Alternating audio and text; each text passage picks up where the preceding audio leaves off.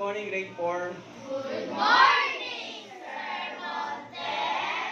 Good morning, classmates. Okay, grade 4. Our lesson for today is under multiplying by two-digit multiplier. Example is 85 times 24. So, this is the example of two-digit multiplier. This is the multiplier, 24. First in line, we multiply the 1 first.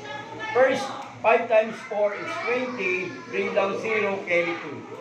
8 times 4 is 32. Plus 2 equals 34. Next line, we multiply the 1 first. Kailangan dito sa 10 place. Dito pala, nakatapat. First, 5 times 2 is 10. Carry 1. 2 times 8 is 16. Plus 1 is 17. And then, so we're going to add the partial product.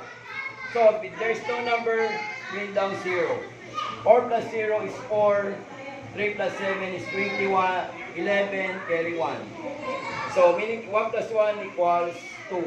So, the answer is 85 times 24. It equals to 2,140. Class, this is the example of multiplying by two-digit multiplier. I will give you a one given numbers. Example, 75 times 23.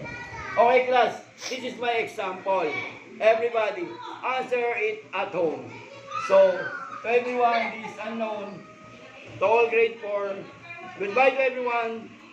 Bye, Sir Monte. Thank you for teaching us. See you tomorrow. Okay.